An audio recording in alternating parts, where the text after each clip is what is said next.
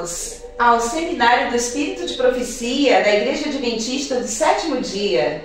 Suzy Barreto, Igreja Central do Gama. Estamos hoje aqui, mais uma vez, com essa rica oportunidade para aprofundar os nossos conhecimentos, não é? Nos fortalecer na palavra espiritualmente e também dar aquele suporte aos nossos irmãos que vêm nos buscando para esclarecer mais alguns pontos, né, da palavra do Senhor. Hoje nós estamos aqui com o pastor Peter, né? Pastor Peter, seja bem-vindo esta tarde conosco aqui na Igreja Central do Gama.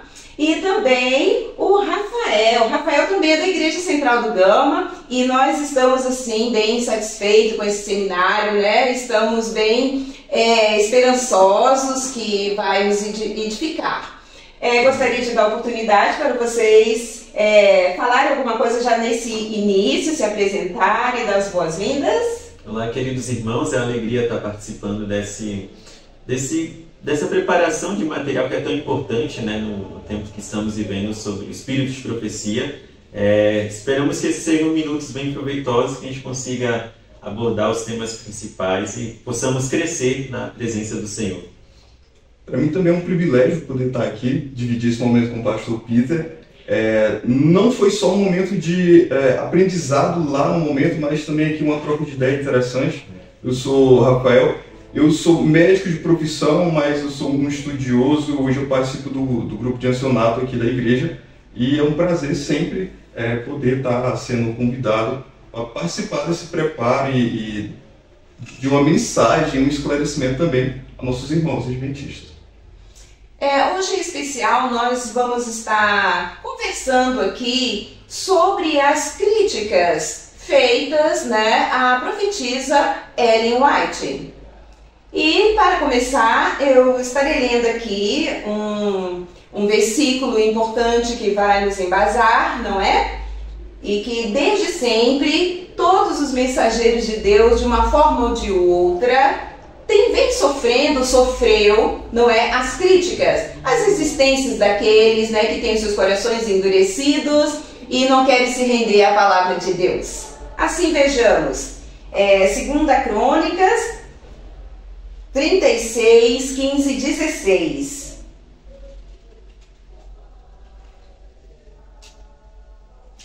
O Senhor, Deus de seus pais, começando de madrugada, falou-lhe por intermédio dos seus mensageiros, porque se compadecera do seu povo e da sua própria moradia. Eles, porém, zombavam dos mensageiros, desprezavam as palavras de Deus e montavam dos seus profetas, até subiu a ira do Senhor contra o seu povo e não houve remédio algum. Então, baseado nisso, irmãos, os mensageiros de Deus, eles são chamados profetas. Homens e mulheres de Deus que tiveram esse chamado especial, que é um dom do Espírito Santo, e que estavam sempre se dirigindo ao povo de Deus. Vamos dar uma relembrada aqui. O que é realmente o verdadeiro profeta? A gente tem que, antes mesmo de caracterizar os profetas, é interessante perceber o texto que foi lido, que desde aquele período que foi feito a Crônicas, já eram se criticados aí vários profetas e pessoas que vinham aí falar sobre a mensagem, porque a maioria deles contestavam culturas e situações daquela época. A gente buscando profetas mais atuais, assim como a Igreja Adventista acredita, a irmã Ellen White, ela nasce dentro de um contexto de 1827, nos Estados Unidos. E ela nasce ali, e a família dela é uma família humilde, uma família de uma igreja metodista. Depois de algum tempo, ali aos 9 anos de idade, ela se converte então ao movimento millerítista. E devido a alguns sermões ali do irmão Miller, falando sobre a volta de Cristo, falando sobre o advento, e é daí onde vem a nossa origem da Igreja Adventista, do advento de Cristo, a irmã Ellen White então começa a perceber uma outra visão sobre a religião. E aí ela começa então a estudar esse movimento.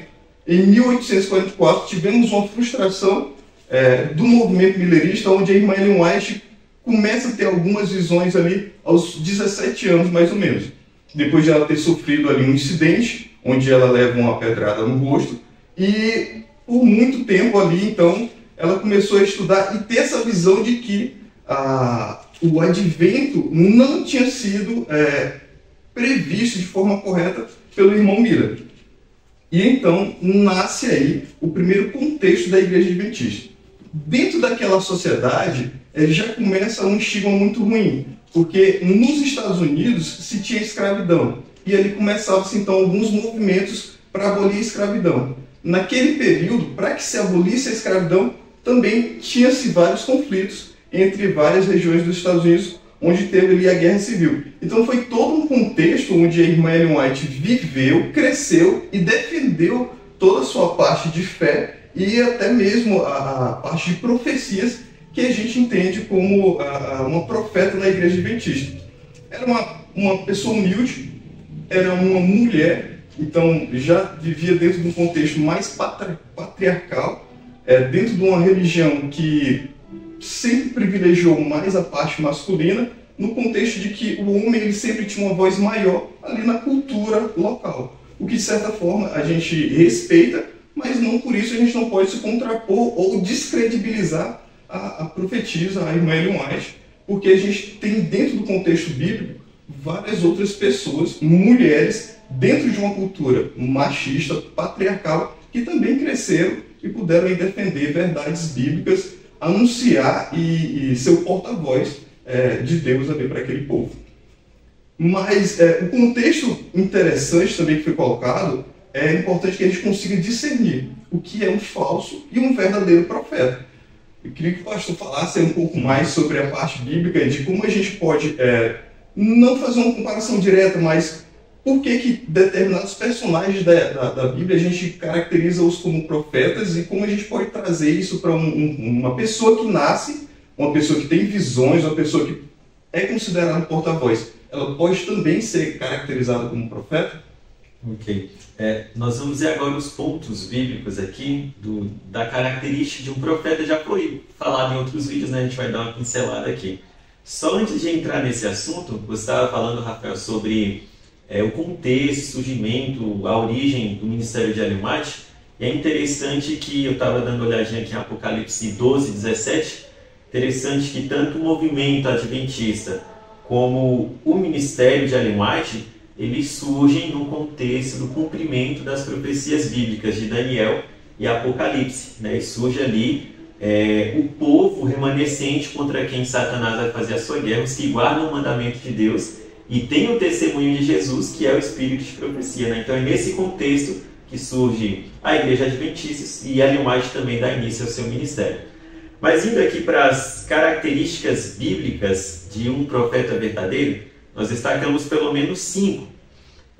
Primeiro ponto, um profeta verdadeiro, segundo João, lá na primeira carta, capítulo 4, verso 1 e 2, um profeta verdadeiro, ele confessa a encarnação e a divindade de Jesus. Confessa que Jesus, sendo Deus, se fez carne e habitou entre nós. Ele veio morrer no nosso lugar.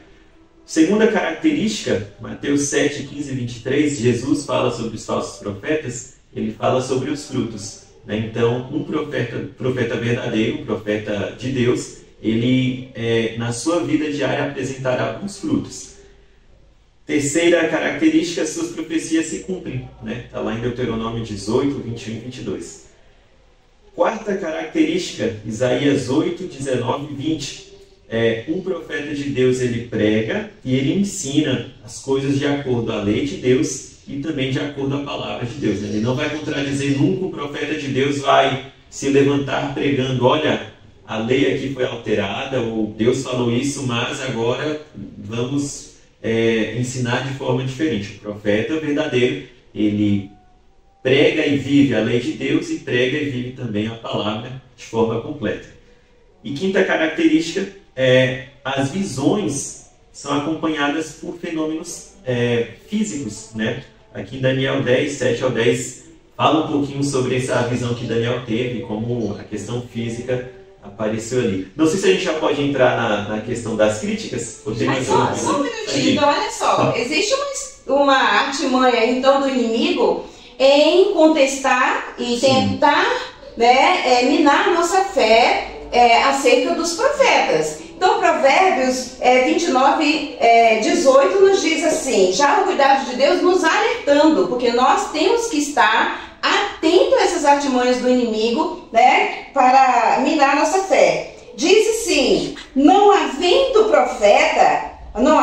profecia, o povo se corrompe, mas os que guardam a lei, esse é feliz. Então, daí a importância da profecia. E nós vimos e vamos ver ainda aqui, nesse momento, exatamente essas contestações, né? O objetivo é realmente desmerecer, não é, todas as providências de Deus para abrir os olhos dos seus filhos, não é? São revelações para os filhos de Deus. Então, como ele tem o desejo de mexer com a menina dos olhos do Senhor, que somos nós, ele vem contestar, então, as mensagens de Deus diretamente para o seu povo. Então, podemos entrar, né, nesse ponto? Podemos sim. Eu acho interessante também a gente frisar que a parte da palavra profeta, ela vem do hebraico navi, que navi significa porta-voz, que já é o grande ponto de que um profeta ele vai receber uma mensagem divina para guiar ali seu povo, que é uma das maiores características que todos os profetas que passaram pela Bíblia e os profetas, como a irmã Ellen White, também têm essa função de estar sempre guiando aí, não só o povo, a igreja adventista propriamente dita, mas todo mundo que tem ali como um objetivo uma melhora na qualidade de vida, porque a irmã Ellen White também traz várias mensagens sobre a saúde, que em outros vídeos vão ser abordados também no decorrer aí desses seminários. Só completando aí, a senhora White, ela amava Jesus Cristo e a Santa Escritura. Então ela levava horas meditando na palavra. Coisas que nós devemos ter como exemplo. Porque ao meditar na Santa Palavra, nós vamos recebendo dia após dia o aprofundamento. O Espírito Santo tem muito ainda a nos revelar. E ele está aberto a todos aqueles que se dispõem. Amém. Bom, nós separamos aqui algumas das principais críticas que são feitas a Ellen White, ao seu ministério. Algumas críticas que têm relação, são críticas externas, quanto ao contexto, quanto à sua própria vida, e há outras críticas diretamente em relação aos escritos, profecias. Alguns dizem que ela ensinou ou promoveu algumas doutrinas extremistas. Mas a gente fez uma listinha aqui, tem muitas críticas, vocês vão encontrar muita coisa na internet, vídeos e tal, não vão atrás desses vídeos. Se vocês encontrarem uma coisa ou outra, o caminho é investigar, né? É estudar, não acreditar em tudo que se assiste, em tudo que se ouve. A igreja tem o White States, onde você pode entrar e pode pesquisar. Ali inclusive tem fotos dos escritos originais, né, ali da época. Então a gente tem que fazer uma pesquisa ampla para não ser enganado, né, para não... muita gente coloca na caneta de Ellen White coisas que ela não escreveu. Muita gente relaciona falas que não tem nada a ver com ela, que foram mencionadas por outras pessoas. Mas bom, sobre as críticas principais, o Dr. Renato Spencer, que foi por muito tempo ali um dos responsáveis pelo White State, ele apresenta essas principais críticas aqui. Desordem nervosa, falam-se também de falsos ensinos, também criticam a Ellen White supostamente por um plágio, né, dizem que ela cometeu plágio. Há críticas sobre profecias supostamente não cumpridas, questionam também aspectos da sua vida pessoal e também falam de divergências com a Bíblia, né? Alguns que dizem que ela direcionou a atenção das pessoas para os seus escritos e tirou o foco da Bíblia. Mas daqui a pouquinho a gente vai ver os detalhes. Rafa, e aí, a gente começa por qual? Mencionando aqui alguns pontos. Dentre esses pontos que foram mencionados, o que eu acho mais interessante, eu não sei se vou quebrar uma sequência lógica, mas a parte do plágio é bastante interessante a gente abordar, porque dentro de todo um contexto que a gente tem, a irmã Ellen White, ela primeiramente, ela está dentro de um período que essa lei de plágio ela não existia. Então, ela pode ter sim usado de outras frases de outros autores, como de cotidiano naquela época era feito. Então, um determinado texto ela pode ter usado de outra pessoa e não ter referenciado aquela pessoa, mas incriminá-la como plágio, isso eu acho de certa forma revogado e por várias vezes tem vários estudiosos, advogados que não são da Igreja Adventista que já testaram e provaram contra isso. Pastor, o senhor pode deixar um pouco mais detalhado isso e qual seria o ponto que geralmente o pessoal gosta de abordar mais? Nessa questão, aí o pessoal gosta de... Oi? O pessoal gosta de falar que Ellen White ela não é profeta porque há ali números bem gigantescos, né? Eu vi críticas ali de que até 90% das suas falas, dos seus escritos, são plagiados, são falas e escritos de outras pessoas. Mas olha só, primeiro é interessante a gente deixar claro aqui, coisa que a gente já sabe, mas relembrar, o que é plágio e o que é empréstimo literário. O plágio surge de uma apropriação indébita, é quando eu pego algo que alguém falou ou escreveu, menciono ou coloco em um documento por mim feito e assumo que aquilo foi de autoria minha. Eu pego o que alguém falou, escreveu e coloco ali, apresento como se eu tivesse feito. Então é uma apropriação indébita. O que Ellen White faz é um empréstimo literário, né? Que é quando você usa algo que alguém falou, algo que alguém escreveu, para dar ênfase ou para aclarar ou para abrir mais uma ideia que você está mencionando. Foi isso que Ellen White ela fez nos seus escritos. É até interessante, eu tenho aqui está aqui no meu celular, de repente, quem sabe na edição dá para colocar na imagem. Foi feito um estudo por um rapaz que trabalhava lá nos arquivos White. O nome dele é Tim Poyer. E deram um trabalho para ele. O trabalho era o seguinte: ele ia ler todos os escritos, são um trabalho de alguns anos ali, ele ia ler todos os escritos e no cantinho ele ia colocar em todos os escritos aquilo que era referência, aquilo que era Ellen White comentando ou botando ali ideias de outras pessoas, né, como ela fez ali usando esse empréstimo literário. E aí aqui eu tenho os dados. O livro onde tem mais esse empréstimo literário é o livro Grande Conflito. 20% dele. Por que 20% do Grande Conflito? Quando a gente lê a introdução do Grande Conflito, é história. E ela usa livros de história. Tem um livro específico, não me recordo o nome agora, que ela inclusive, quando ela fala sobre a história, ela recomenda que os leitores leiam esse livro, porque no livro sim está a história toda completa, que vai deixar entender melhor o que ela escreveu. Como que ela faz um plágio, como que ela está plagiando e recomenda você ler a fonte original, né? Ler quem escreveu aquilo que ela falou.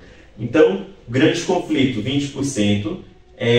Paulo, Apóstolo da Fé, que é um livro que ele não foi publicado em português, mas nele tem 12% de porcentagem ali de empréstimo literário, e aí vai diminuindo. Caminho a Cristo, 6%, Atos dos Apóstolos, 3%, Fé e Obras tem 2,97%, enfim.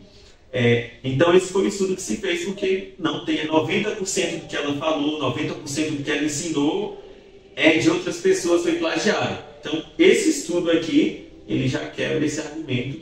Ela na verdade usou ali poucas partes, pouca porcentagem do que ela escreveu, ela usou de empréstimo literário.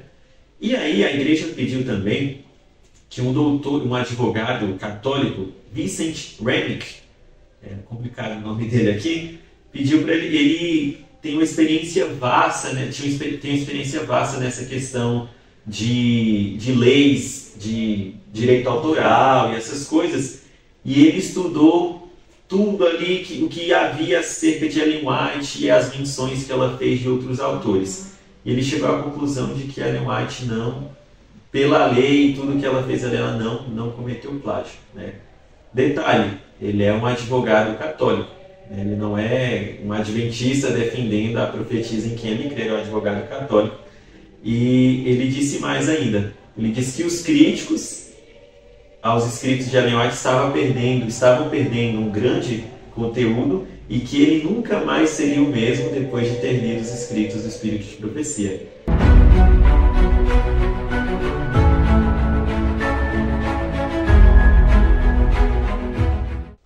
Estamos de volta, depois de um breve intervalo.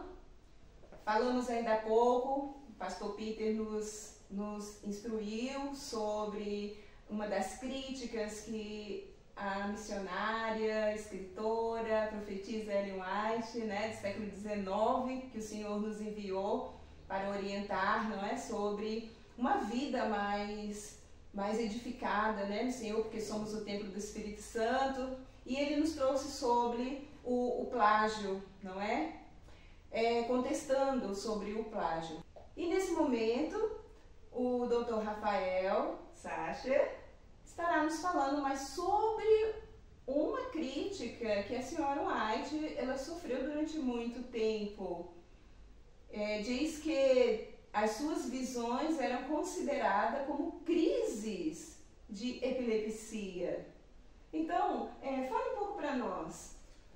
Primeiro a gente tem que entender um pouco como é que era e como aconteciam as visões da irmã Ellen White. E, claro, as críticas, elas vêm desde a época que ela vivia aqui conosco até os tempos de hoje, também ainda hoje é criticado. A gente tem algumas características que podem se assemelhar à característica de alguns tipos de convulsões. Por exemplo, ela começava dentro de contextos aleatórios. Então, ela poderia estar numa reunião, acontecer, ela poderia estar em casa, também acontecer. Isso é bem comum também em crises de epilepsia, de convulsões.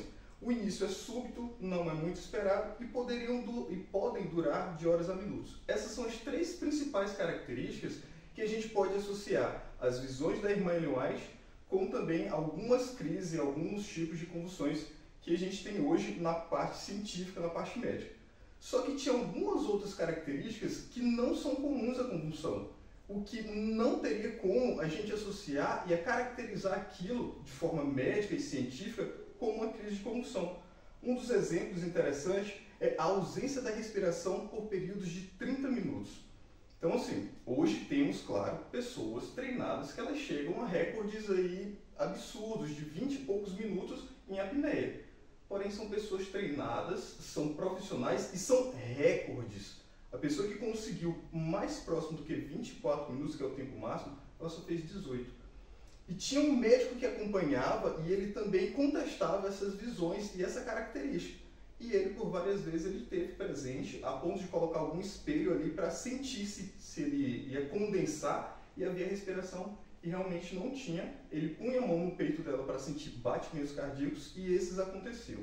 Outra característica também que diferencia muito de uma crise de convulsão. Em seguida de uma crise de convulsão, a gente tem o período pós-ictal, período pós-convulsão.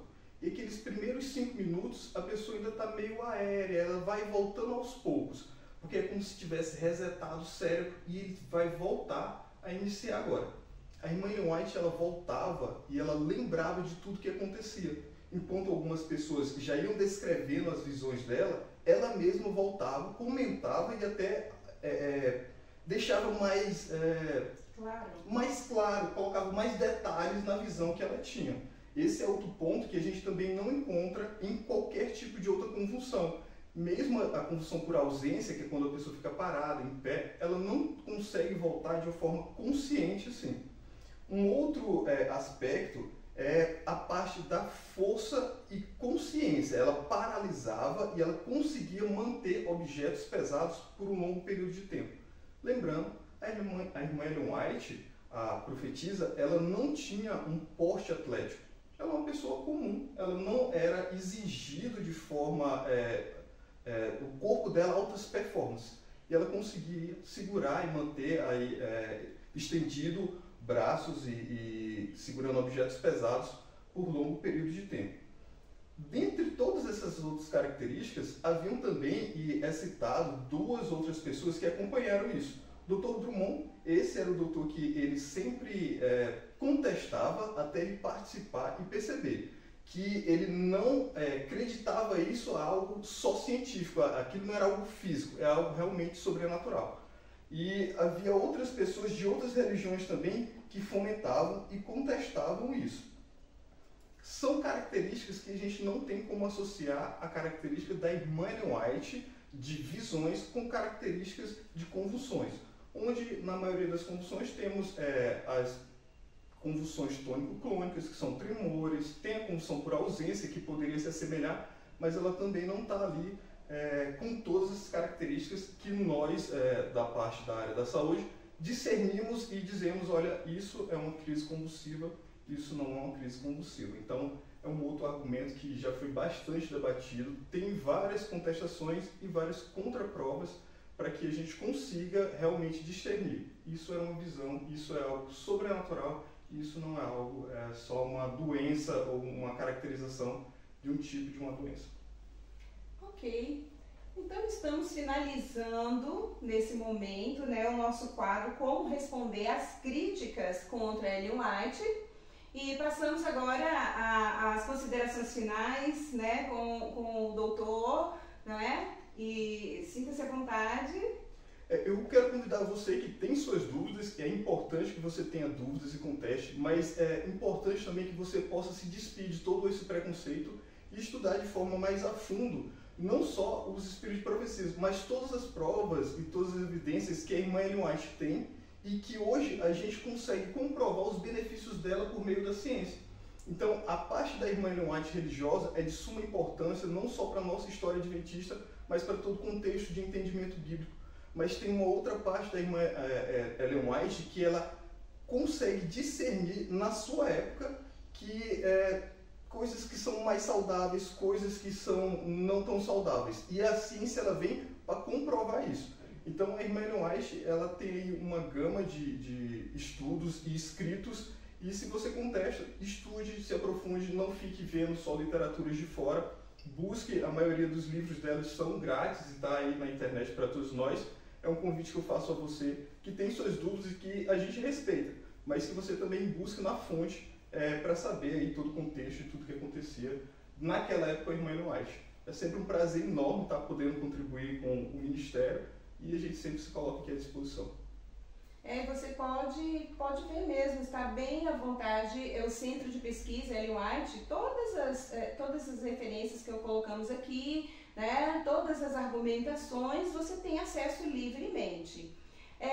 Futuramente, nós teremos novos quadros, e lembrando que ao final do seminário você terá acesso ao formulário para responder as perguntas, não é? E assim, você vê o quanto você guardou de informações. Vale a pena, nossas vidas são edificadas, não é? E Jesus em breve está voltando, e como templo do Espírito Santo nós temos que estar com mente sã, corpo sã.